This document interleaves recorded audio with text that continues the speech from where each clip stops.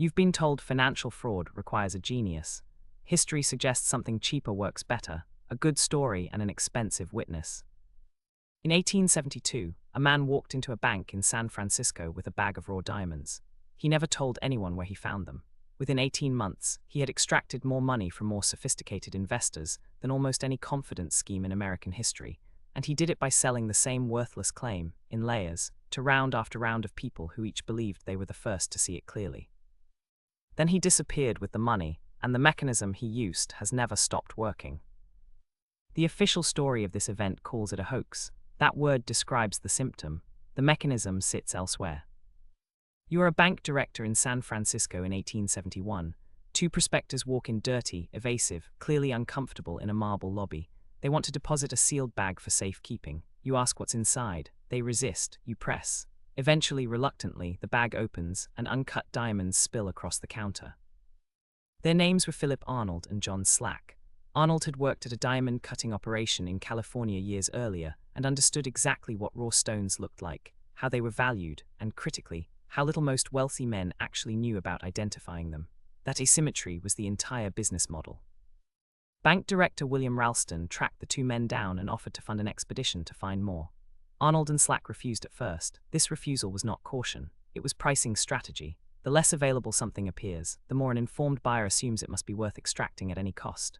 Ralston eventually convinced them to accept backing in exchange for a stake, and the two men vanished into the wilderness for weeks, periodically reappearing with more stones. Here is what mattered structurally. Arnold and Slack were not selling diamonds. They were selling access to diamonds, a claim, a location, a story that could not be independently verified without enormous cost and inconvenience. That distinction is the hinge on which almost every asset fraud in financial history turns. You are never buying the object. You are buying someone else's account of the object. But the more important mechanism is this. Arnold and Slack did not need to fool the market. They needed to fool one credible node in the market, because everyone downstream would defer to that node, instead of doing their own diligence. Ralston brought in mining engineer Henry Janin, paid a fee and given a stake in the venture, to inspect the site. Janin found diamonds scattered across the ground and declared the field genuine. His name alone was worth more than any geological survey, because Janin's reputation functioned as outsourced trust. Investors did not need to evaluate the mine. They needed to evaluate whether Janin was the kind of man who could be fooled, and concluded he was not. From there, the stones went to Charles Tiffany, the era's most recognized jeweler, who appraised a sample parcel at $150,000 and pronounced them authentic. Tiffany had never seen a large deposit of rough diamonds from an American field before, and had no real basis for estimating field-scale value from a handful of stones. It did not matter. His name did the pricing work that due diligence should have done. This is what financial historians would later recognize as a recurring structure. Capital does not flow toward verified information. It flows toward the appearance of verification, supplied by intermediaries whose credibility is easier to borrow than to earn. Charles Kindleberger in Manias, Panics and Crashes, 1978, documented this pattern across centuries of financial history, the tendency of investors to substitute a trusted third party's judgment for their own analysis during periods of speculative enthusiasm, particularly when the underlying asset is genuinely difficult to inspect. Kindleberger's core finding was that manias are not produced by stupidity. They are produced by rational actors, economizing on verification costs during a window when the perceived cost of missing out exceeds the perceived cost of being wrong. You see the same structure today. You watch a fund cite a name brand auditor and stop asking questions. You watch a token cite a partnership with a recognizable company and stop asking questions. You watch a startup cite a well-known venture firm's investment and stop asking questions. The names have changed. The delegation of judgment has not. Once Janin and Tiffany had certified the find, Arnold and Slack sold their interest for roughly $660,000, an extraordinary sum for the period, to a syndicate that included Railroad General George McClellan, and through intermediaries, connections to the Rothschild banking family in Europe. The syndicate incorporated as the New York Mining and Commercial Company, capitalized at $10 million, and began issuing shares to a second, much wider ring of investors who had never met Arnold or Slack at all. This is the part of the story the title of this video refers to. The two men did not sell one mine to one investor. They sold the same credibility, repackaged to successive circles of buyers, each circle larger and further removed from the original site than the last. The initial backers financed the verification. The verification financed the syndicate. The syndicate financed public share sales. Each layer paid for the layer before it, and each layer believed the layer before it had done the checking. Word of the find triggered a secondary effect that mattered just as much as the original fraud. At least 24 other diamond exploration ventures formed in the following months, chasing the same rumored region, raising capital from investors who had done no diligence on Arnold and Slack's specific claim at all. They were simply betting that if one American diamond field existed, others must too. The fraud did not just extract money from its direct victims. It manufactured a category of belief that other operators, some of them entirely unconnected to Arnold and Slack, could then monetize independently. Here is what the pattern historically produced, and financial history gives it a name worth remembering: a certification cascade, a chain in which each participant's decision to invest becomes evidence to the next participant that the underlying claim must be sound. No one at the end of the chain is evaluating the mine. They are evaluating the fact that other serious people already committed capital to it. The mine becomes almost irrelevant. The chain becomes the asset. Every one of these episodes eventually meets someone with both the technical competence and the lack of financial stake required to look honestly.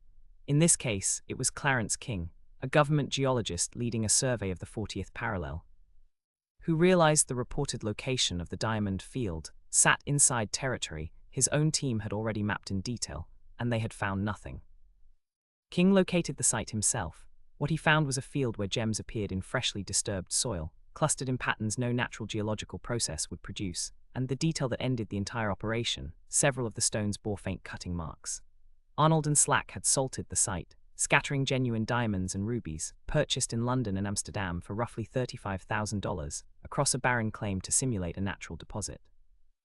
King's finding reached the syndicate in November 1872. The company collapsed within days. Slack disappeared and was never definitively located again. Some accounts place him later running a funeral parlor in New Mexico under a different identity. Arnold returned to Kentucky, kept a portion of his proceeds, and was eventually forced into a partial settlement with defrauded investors before dying a few years later, still comparatively wealthy.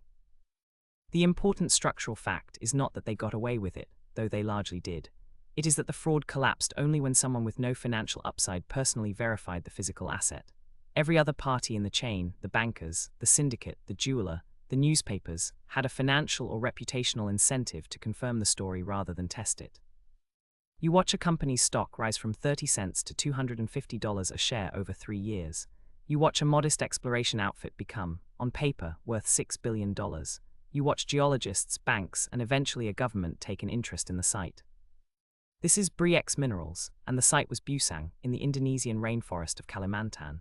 Between 1993 and 1997, geologist Michael de Guzman reported gold deposits of a scale unmatched anywhere on Earth in decades, eventually claimed at over 70 million ounces. Lehman Brothers analysts called it the gold discovery of the century. A mining town, complete with a school and a church, grew around the site in anticipation of extraction. The mechanism was structurally identical to 1872, simply modernized. De Guzman's core samples were salted, this time with gold shavings, including, according to later reporting, gold from his own wedding ring, supplemented with locally panned gold purchased for roughly $61,000. Independent geologists eventually noted that the rock cores had been crushed beyond the point where anyone could cross-check the samples against the source material, a technical detail almost no retail investor was positioned to evaluate. The certification, once again, came from names. Established mining engineers, a major partnership negotiation with Freeport-McMoRan, and eventually interest from the Indonesian government itself, each layer lending borrowed credibility to claim. None of them had independently confirmed from first principles. De Guzman died officially by suicide, falling from a helicopter in March 1997, days before Freeport's own drilling, conducted meters from Bre-X's reported samples, found no meaningful gold at all. The stock collapsed within hours. Billions in market value disappeared in a single trading session. Carmen Reinhardt and Kenneth Rogoff, In This Time Is Different, 2009, examined centuries of financial crises and identified a recurring cognitive error underlying almost all of them. The belief, held by sophisticated and unsophisticated investors alike, that the specific structural conditions producing past frauds and crashes no longer apply because the technology, geography, or institutions involved are new. Bre-X occurred in an era of core sample assay technology, satellite mapping, and institutional due diligence departments that did not exist in 1872. None of it mattered. The verification gap, the distance between what an investor can personally confirm and what they are asked to believe, was structurally the same gap Arnold and Slack exploited a century earlier. You might assume salting a mine was a rare, inventive trick unique to Arnold and Slack. It was not. It was a known enough practice by 1872 that experienced mining men had a rough sense of the standard methods, loading a shotgun with gold dust and firing it into rock walls, dusting ore samples by hand, or, as Arnold and Slack did, scattering genuine gems across raw ground. The technique persisted for decades before and after them for the same reason: a lie works better when it is partly true. A salted site produces authentic material under testing, which means the fraud survives the first layer of scrutiny most buyers are actually capable of applying. This matters because it reveals where the vulnerability in a certification chain actually sits. It does not sit at the level of "is this substance real?" Tiffany's appraisal of the diamonds was, in a narrow sense, correct. They were real diamonds. De Guzman's gold assays showed real gold. The failure was never in identifying the material. It was in confirming the material's relationship to the claimed deposit, that it came from where it was said to come from in the quantities implied, through a natural process rather than a human one. That is a harder, slower, more expensive question, and it is precisely the question every certifying intermediary in both cases had the least incentive to spend extra time on, because raising it risked insulting the client relationship paying their fee. The deeper question is not what happened in either case. The deeper question is why the same mechanism keeps producing the same result across 125 years of supposed financial sophistication. Ask who gains liquidity in a certification cascade. The originators, Arnold and Slack, de Guzman and his associates, gain it first and exit early, converting a still unverified claim into cash before any independent check is complete. Ask who gains optionality.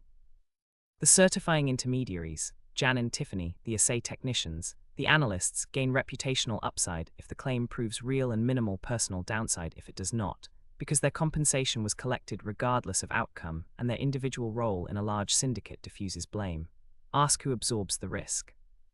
The final layer of buyers, the public shareholders, the late-round syndicate members, the retail investors watching the stock climb, carry essentially all of the downside, because they entered after the price already reflected the certification rather than the asset. This is not a story about good and bad actors. It is a story about incentive structures that reward speed of exit over accuracy of claim, and that reward intermediaries for lending credibility rather than for withholding it when evidence is thin. An engineer paid a flat fee and a stake to confirm a find has a financial interest in confirming it. A bank that has already committed reputational capital to a syndicate has an incentive to defend the syndicate rather than reopen the question. None of this requires malice from every participant. It only requires each participant to rationally protect their own position inside a chain where verification is expensive and delegation is free. Here is where the deeper question stops being about individual honesty and starts being about market structure itself.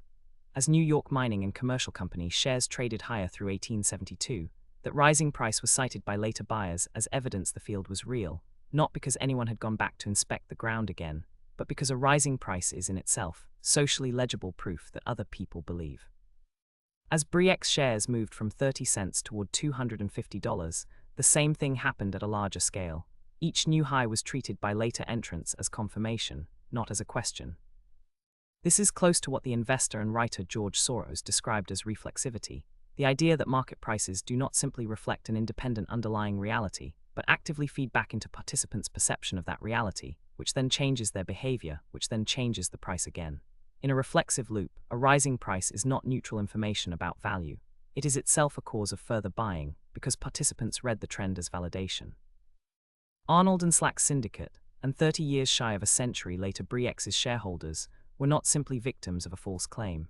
They were participants in a feedback loop where the asset's price history substituted for the asset's actual verification, right up until an outside party, with no stake in maintaining the loop, broke it by testing the ground directly. You might expect this gap to have closed by now.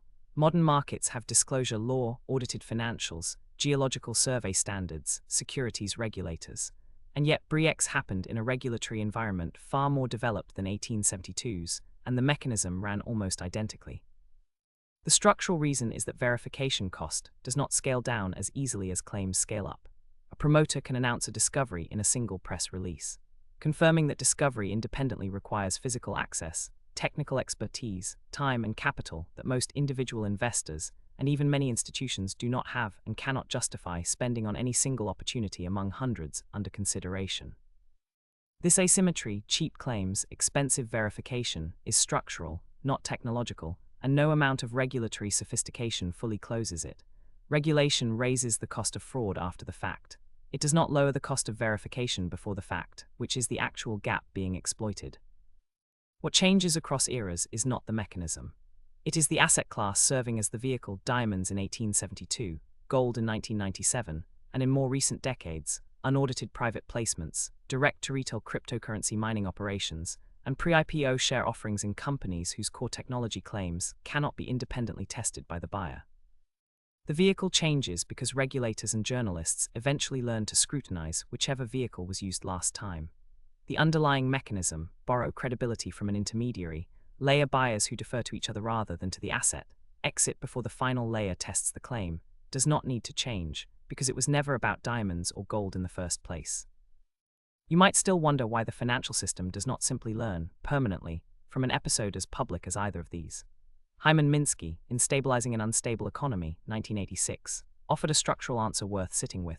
Financial systems tend to move through recurring phases in which memory of the last crisis fades faster than the appetite for the next opportunity, particularly once a period of stability convinces participants that current safeguards are sufficient. Minsky's core finding, developed across decades of studying credit cycles, was that stability itself is destabilizing. A long enough run without a major fraud or crash quietly erodes the caution that prevented the last one, as institutional memory turns over and the people who lived through the previous collapse leave the industry or simply stop being the ones making underwriting decisions. Apply that logic here. By 1997, the mining industry had spent 12 decades since Arnold and Slack developing assay standards, disclosure norms, and professional geological certification bodies, specifically to prevent salted sample fraud. Bre-X happened anyway, inside an industry that had formally learned the lesson in institutional terms, because the individuals making real-time decisions about a specific, exciting, career-making discovery in 1996 were not weighing that decision against 1872. They were weighing it against the cost of being the analyst who told Lehman Brothers to pass on the discovery of the century and turned out to be wrong. This is the structural reason regulation raises the cost of fraud after detection without proportionally raising the cost of fraud before detection. Every safeguard built after a scandal targets the specific mechanism that scandal used. The next scandal simply uses a different mechanism aimed at the same underlying gap, the distance between what a claim asserts and what a buyer can personally, physically confirm. You have likely already watched a version of this mechanism play out in your own investing lifetime, even if no one called it salting. A pre-IPO company citing a single marquee backer as the reason to skip further diligence. A mining or resource stock rallying on a drilling update that later investors treat as confirmed simply because the stock kept rising through it. A private credit fund whose valuations rest on a single administrator's sign-off rather than independent appraisal of the underlying loans. None of these require an Arnold, a Slack, or a Guzman sitting at the center, salting anything by hand. The structure produces the same outcome even when every individual participant is acting in good faith, because the incentive gap, confirm and get paid now, doubt and get paid maybe, sits underneath the system itself, not underneath any one person's character. You will not always know in the moment whether a claim in front of you has been independently verified or simply certified by someone with an incentive to certify it. That distinction is usually invisible from the outside. What is visible if you look for it is the structure. How many parties in the chain have actually inspected the underlying asset themselves, and how many are relying on the party before them. The next time you hear that a fund's holdings were confirmed by a respected administrator, that a mining claim was verified by an experienced engineer, that a startup's technology was validated by a marquee investor, you will not just be hearing a claim about the asset.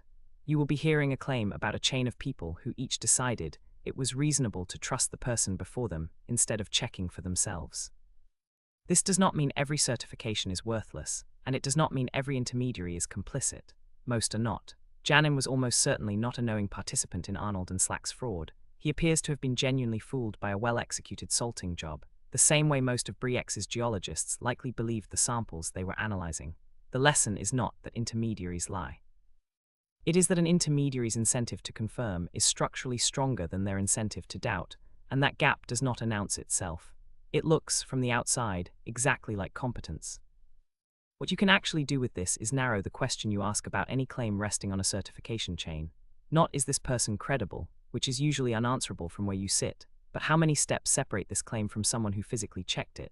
And what did that person's incentives look like when they checked? Arnold and Slack's fraud survived exactly as long as it took for one person, without a stake in the outcome, to ask that second question. Sometimes that chain holds. Philip Arnold and John Slack proved in 1872, and Bre-X proved again in 1997, that it does not have to hold very long to move an extraordinary amount of money, and that by the time it breaks, the men who built the first link are usually already gone. If you want more videos like this, subscribe.